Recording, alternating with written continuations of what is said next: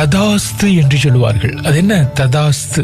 ததாஸ்து என்றால் அப்படியே ஆகட்டும் என்று பொருளாம். நம் வீட்டினில எப்போதும் ஒரு தேவதை நம்மை சுற்றி இருந்து கொண்டே இருக்குமாம். நாம் எதை சொன்னாலும் ததாஸ்து என்று பிரதிவசனம் சொல்வதே அந்த தேவதையினுடைய பணியாம். அதாவது அப்படியே ஆகட்டும் என்று ஆமோதிப்பதே அந்த தேவதைக்கு விதிக்கப்பட்ட வேலை என்று பெரியவர்கள் சொல்கிறார்கள். அதனால்தான் நாம் எதை பேசினாலும் மங்களகரமானதாக இருக்க வேண்டும், நாம் சொல்வது நல்ல வாக்காக இருக்க வேண்டும் என்று நமக்கு பெரியோர்கள் அறிவுறுத்தி இருக்கிறார்கள். யாரோ ஒருவர் ஒரு பொருளை நம்மிடம் கடனாக கேட்கிறார் என்று வைத்துக் கொள்வோமே. அப்படி கேட்கிற பொழுது என்னிடம் சுத்தமாக இல்லை என்று சொல்லக்கூடாது. அப்படி சொல்லுகிற பொழுது அப்படியே ஆகட்டும் என்று அந்த தேவதை ஆசீர்வதிப்பதால் அப்படியே நடந்து விடுமாம். நமக்கு தருவதற்கு விருப்பம் இல்லை என்றாலும் அல்லது உண்மையிலேயே இல்லை என்றாலும் என்னிடம் நிறைய இருந்தது, தற்போது திரும்பவும் வாங்கி வர வேண்டும் என்று சொல்ல வேண்டுமாம். இப்போ ஒருவர் பணம் கேட்கிறார் என்று வைத்துக் கொண்டால் நமக்கு தரக்கூடிய அளவுக்கு என்னிடம் பணம் மிகுதியாக வந்து சேர வேண்டும் என்று சொல்லி பார்க்க வேண்டுமாம். நம் வீட்டினில குறைவில்லாத செல்வம் அப்போது வந்து சேரும். அதனை விடுத்து இல்லை என்று சொல்வதனால் இருப்பதும் இல்லாமல் போய்விடும் என்கிறார்கள்.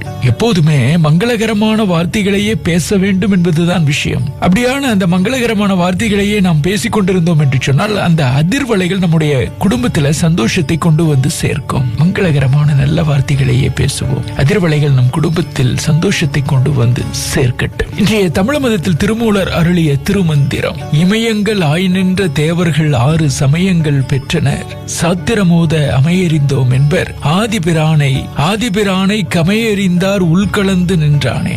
இமயத்தை போல உயர்ந்த நிலையில் நிற்கின்ற தேவர்கள் இறைவனை அடைவதற்கான 6 விதமான வழிமுறைகளை இறைவனிடமிருந்து பெற்றார்கள். அவர்கள் பெற்ற வழிமுறைகளின்படி சாஸ்திரங்களை ஓதுவதின் மூலமே இறைவனை அடைவதற்கான வழியை அறிந்து கொண்டோம் என்று அவர்கள் சொல்லுகிறார்கள். அனைத்திற்கும் ஆதியாகவும் தலைவனாகவும் இருக்கின்ற இறைவனை எந்தவிதமான எண்ணங்களும் இல்லாத பேரமைதியிலே இருந்து அறிந்து கொண்டவர்களின் உள்ளுக்குள் ஒன்றாக கலந்து நிற்கின்றான் இறைவன்.